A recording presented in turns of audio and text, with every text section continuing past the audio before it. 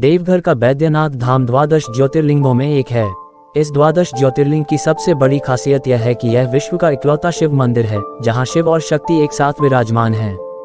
इसलिए इसे शक्तिपीठ भी कहते हैं। पौराणिक कथाओं में वर्णित है कि यहाँ माता सती का हृदय कटकर गिरा था, इसलिए इसे हृदय पीठ भी कहते हैं। मान्यता है कि बाबा भोले के भक्त जब सावन में बाबा बैजनाथ मंदिर में कांवड़ लेकर आते हैं तो उन्हें शिव और शक्ति दोनों का आशीर्वाद मिलता है। इसलिए द्वादश ज्योतिर्लिंग बाबा बैजनाथ के मंदिर को शक्तिपीठ भी कहा जाता है।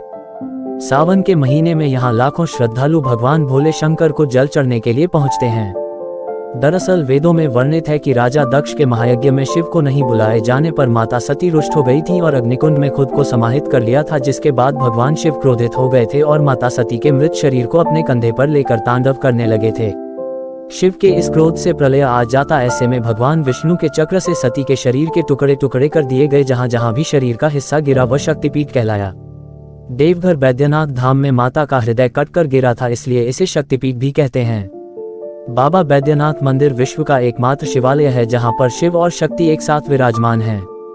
यही कारण है कि इसे शक्तिपीठ और हृदय पीठ भी कहते हैं। ऐसा माना जाता है कि इस नगरी में आने से शिव और शक्ति दोनों का आशीर्वाद मिलता है। पुरोहित बताते हैं कि यहाँ पहले शक्ति स्थापित हुई, उसके बाद शिवलिंग की स्थापना हुई है। भगवान भोले का शिवलिंग सती के ऊपर स्थित है, इसलिए इसे शिव और शक्ति के मिलन स्थल के रूप में भी जाना जाता है। यहाँ आने वाले सभी भक्तों की मनोकामना पूरी होती है। यहाँ आने वाले भक्तों को शिव और शक्ति दोनों के आशीर्वाद मिलते हैं। यही कारण है कि इसे मनोकामना लिंग भी कहते हैं। यहाँ सच्चे मन और श्रद्धा से मांगी गई सभी मनौती पूरी हो जाती है। श्रद्धालु बताते हैं कि यह विश्व का इकलौता मंदिर है जहाँ शिव और शक्ति है एक साथ विराजमान है।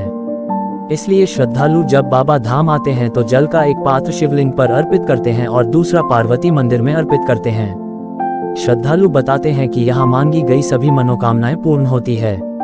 सावन माह में लाखों लाख श्रद्धालु उत्तरवाहिनी गंगा से जल भरकर पैदल यात्रा कर बाबा बैजनाथ नगरी पहुंचते हैं, जहां बाबा बैजनाथ पर जल अर्पण करते हैं। इस बार सावन के पहले दिन मंदिर में भक्तों की काफी भीड़ देखी गई। हर साल सावन महीने में देवघर में श्रावणी मेला लगता है। ऐसे में श्रावणी मेला में शामिल होने के लिए भक्तों का जत्था देवघर बाबा नगरी पहुंचने लगा है।